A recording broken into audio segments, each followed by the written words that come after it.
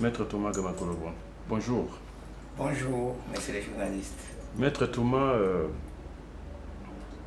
la question liée au Grand Lac, l'instabilité à l'Est perdure, les pays se rivalisent toujours. Et je me souviens, dans l'une de mes émissions, dans une télé de la place ici, lorsque le ministre de la Défense a été nommé, on avait discuté toujours de cette problématique liée à la crise qui prévaut ici en RDC, dans sa partie Est. Et vous nous aviez dit ces jours que la solution de la guerre n'était pas une bonne option. Et aujourd'hui, c'est vrai, ça crie de par-ci et par-là, que nous avons tout ce qu'il faut en matière d'armement, mais malgré cela, il y a toujours le problème. Aujourd'hui, de la date de la nomination du ministre de la Défense à aujourd'hui, les choses, moyennant, ne s'améliorent pas. Est-ce que l'on peut dire aujourd'hui qu'il est maintenant crucial que ça discute pour trouver une issue? Oui, merci tout d'abord d'être venu, encore une fois de plus, vers moi pour me questionner tout autour de l'instabilité et de l'insécurité qui règne dans les grands lacs africains depuis bientôt près de 30 ans. C'est devenu une insécurité endémique. Et vous avez raison de vous en préoccuper au regard de l'évolution en dents de scie de cette situation sécuritaire. Nous voyons que nous pouvons avoir aujourd'hui plus de 7 millions de déplacés internes, femmes et enfants.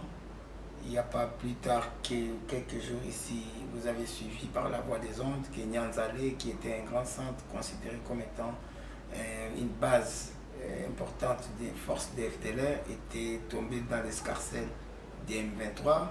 Ils ont avancé vers Kikuku. Ils sont tentés de progresser peut-être vers Kanya-Bayonga. Et tout cela draine derrière soi son lot de malheurs, son lot de problèmes, son lot de morts et d'atrocités qui vont avec. Et c'est une situation qui nous préoccupe au plus haut point, nous qui sommes spécialistes de la région des Grands Lacs, qui estimons que nous avions depuis tout le temps proposé des solutions qui pouvaient être diplomatiques et politiques.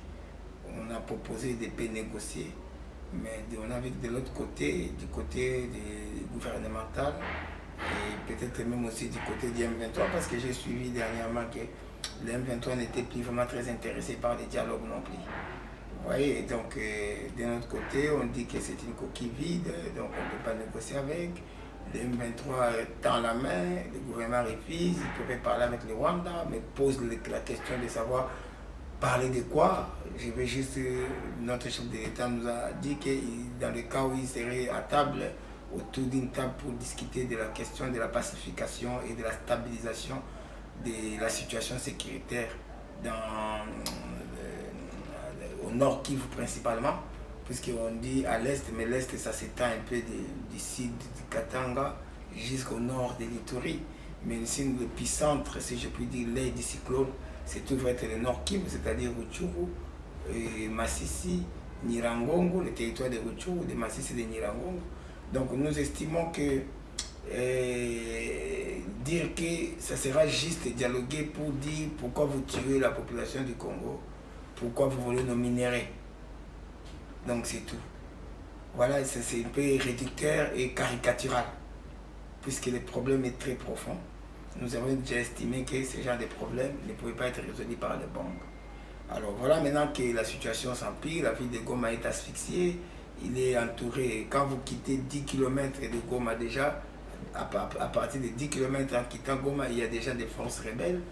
Et que ce soit sur la voie qui mène vers Kichanga ou Tchuru, ou qui mène vers de l'autre côté, vers Masisi, qui mène vers Kiwanja ou Tchuru, ou la route qui mène vers Kichanga, Sake, Gichanga et consorts, vous allez, dès que vous quittez Goma, vous êtes déjà dans une zone qui est comme la ligne de front. Vous comprenez que la ville de Goma est adossée au lac, donc il est un peu coincé, la population souffre énormément. La population de Goma souffre énormément. Alors pour revenir à votre question, je voulais quand même qu'on fixe un peu les tableaux actuels par rapport au moment où nous avons fait l'émission. Aujourd'hui, la situation est pire.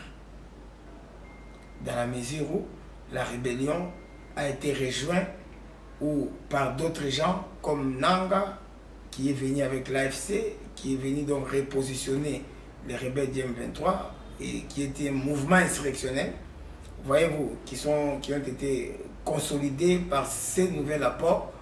Alors, dans ces conditions, si je dois voir par rapport au moment où le ministre de la Défense actuel a été nommé jusqu'à présent, je trouve que la situation est allée de mal en pire.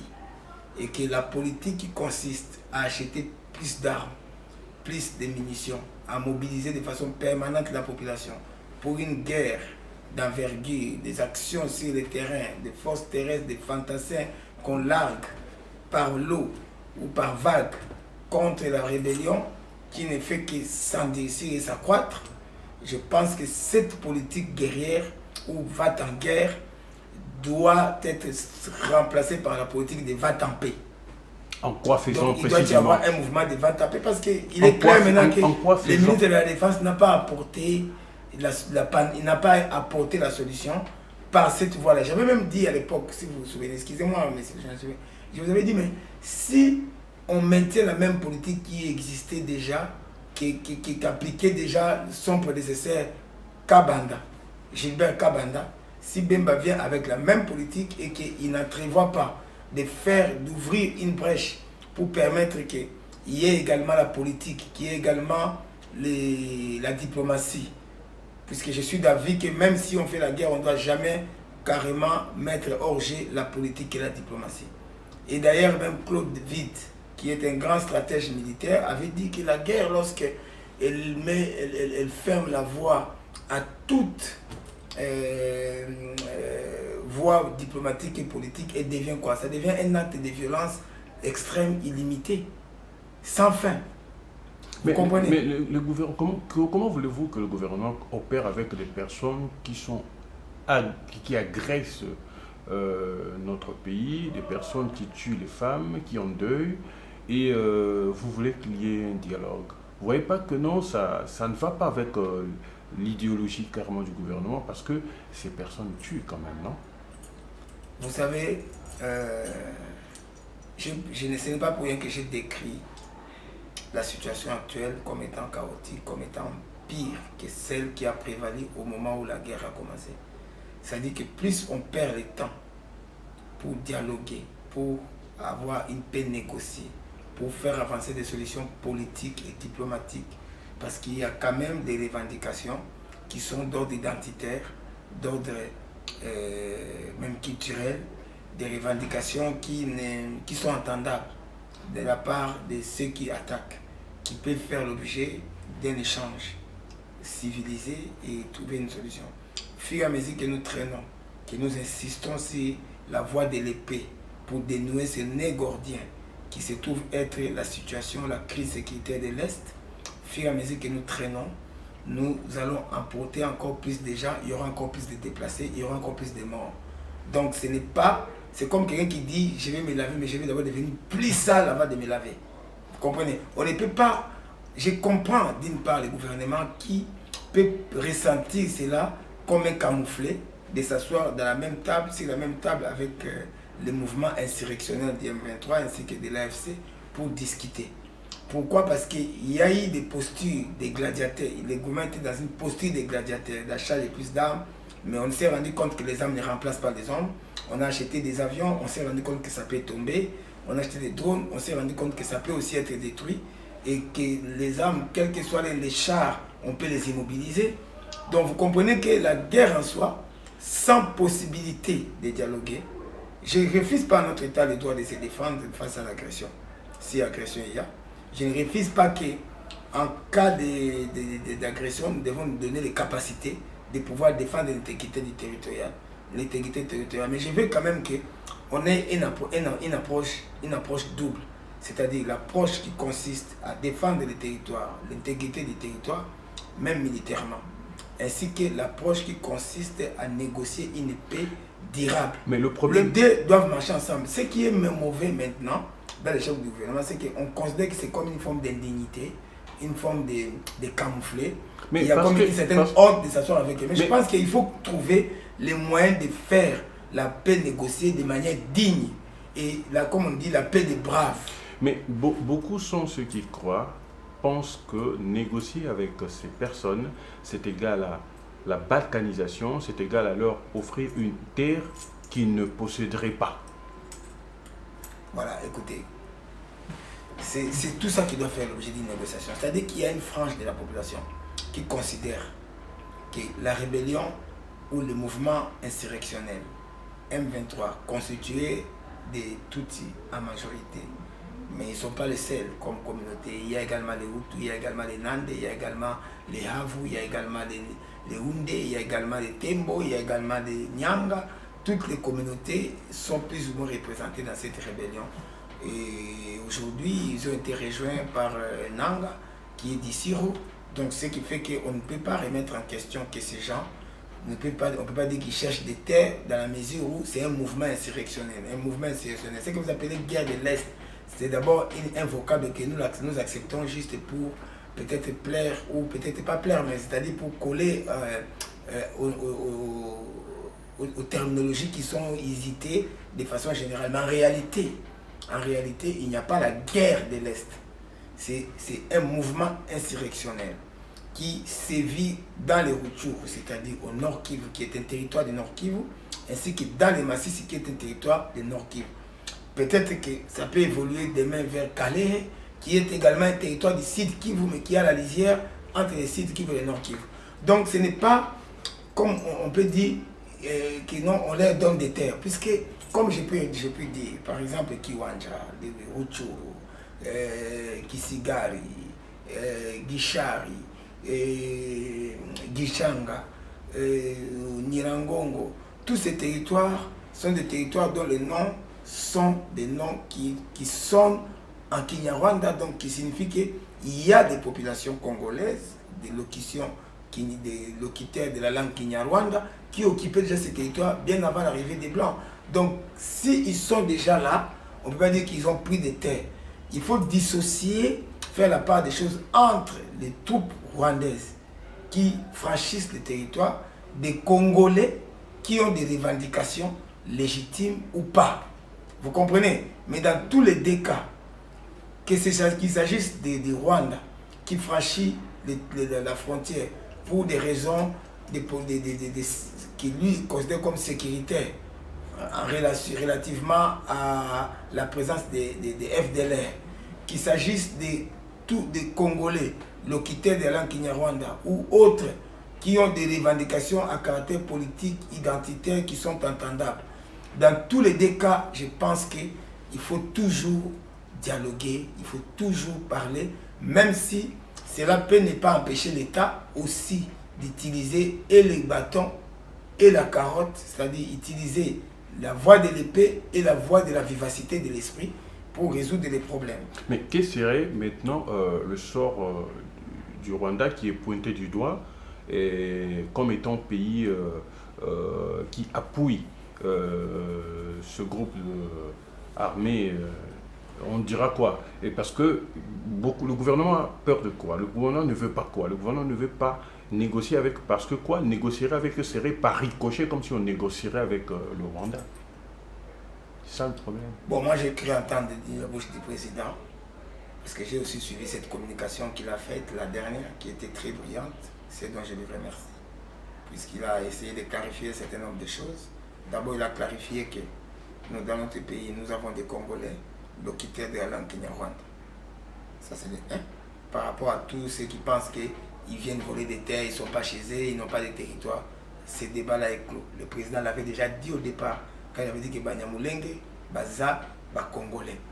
Il a répété encore, parce qu'il ne veut pas que sous son mandat, qu'on puisse discriminer une partie de la population congolaise. Et il a estimé qu'il y a des Congolais Tutsis, il y a des Congolais Banyarwanda, et qu'il ne veut même pas qu'ils soient discriminés pour ne pas faire le tapis aux puissances étrangères comme le Rwanda qui voudraient venir pour les protéger. C'est ce que moi j'ai entendu du président. Il a même dit qu'il était plus à l'aise dans les dialogues, dans les négociations que dans la guerre, puisque c'est ça son ADN. Mais je considère que le président lui-même n'est pas totalement non plus libre de négocier plutôt. Donc vous estimez qu'il y a les tireurs de ficelles à côté? Il y a des faucons tout autour de lui, dans son entourage. Il y a des extrémistes Hutus, il y a des extrémistes Nandé, il y a des extrémistes Houndé, il y a des extrémistes de tous les bords, c'est-à-dire ce que moi j'appelle des autochtonistes aînés kivusiens, qui sont tout autour de lui et qui voudraient que cette guerre soit la dernière guerre où ils verront éradiquer totalement la population Banyarwanda. Et je crois que le président, en disant qu'il ne veut pas que sous son mandat, il y ait des discriminations des Tutsis ici au Congo, des Banyamulenge ici au Congo, c'est une façon de renvoyer tout le monde dos à dos. Vous comprenez? Et cela est une bonne chose dans la mesure où ça ouvre une brèche, une possibilité de pouvoir toujours dialoguer. Je comprends que, bon, ayant déjà fait des déclarations préalablement, qu'on ne peut pas négocier avec eux, c'est-à-dire que nous sommes interdits nous-mêmes. Vous vous rappellerez qu'à un moment, notre Parlement avait même pris une résolution pour essayer d'encadrer ces dialogues, au cas où il y aurait dialogue.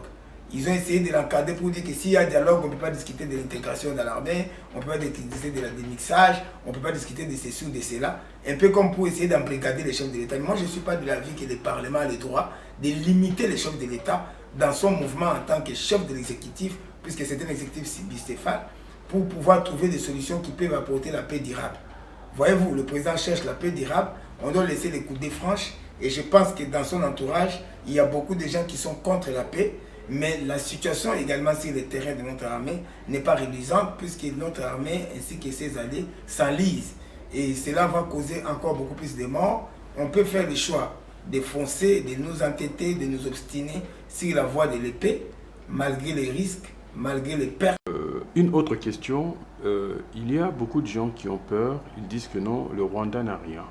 Le Rwanda se nourrit par nos ressources. Voilà pourquoi il faut carrément couper le cordon pour qu'il aille voir ailleurs et pour ne pas que... et après, il se développe au détriment de nos ressources. Un petit commentaire sur cela.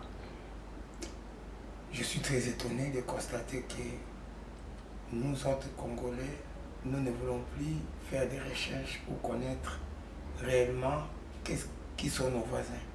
Et je pense que c'est la raison d'ailleurs pour laquelle il faut vraiment aussi dialoguer, puisqu'il faut dissiper les malentendus qui existent entre nos deux peuples. Et je m'inscris en faux par rapport à cette rumeur, ou je dois appeler ça, je ne sais même pas comment appeler ça, à cette contre-vérité qui voudrait que le Rwanda n'ait rien, que le Rwanda ne soit qu'un rocher sans minerai. Et sur base de ces même de cette théorie-là, les théoriciens du complot ont émis des hypothèses comme quoi la cause essentielle de cette guerre, principale de cette guerre, serait justement le fait de vouloir, pour le Rwanda, donc de vouloir drainer nos minerais vers le Rwanda afin de continuer à alimenter le Rwanda en minerais et donc à alimenter le développement du Rwanda. Je crois que si les Congolais, nous continuons comme ça, nous deviendrons les hommes aigris de l'Afrique. Vous allez chez quelqu'un, vous trouvez que non, il y a des choses qui marchent plus ou moins bien, l'aéroport est dans un état quand même qui est bon, les routes sont en bon état, les écoles fonctionnent. Vous dites non, c'est parce qu'ils volent le minerai chez nous. Mais si c'est là le cas, la question que nous devons se poser, c'est pourquoi nous qui gardons plus de 80% des minerais entre guillemets volés par les Rwandais, pourquoi nous ne développons pas? Pourquoi il n'y a pas d'école? Pourquoi il n'y a pas d'hôpitaux? Pourquoi les routes ne sont pas en bon état? Pourquoi il n'y a pas un développement socio-économique? Puisque si les voleurs viennent, ils ne peuvent pas tout prendre. Ils prendront juste une partie. Si ça peut développer le Rwanda, pourquoi ça ne développe pas ici? La vérité est que la dure réalité, la dure vérité, qui est très pénible pour nous autres Africains, c'est que nous ne sommes pas en plaisir d'abord, de fermer nos frontières. Ça c'est de un. De deux, nous ne sommes pas en mesure d'éradiquer les groupes armés qui font du trafic illicite des minerais chez nous.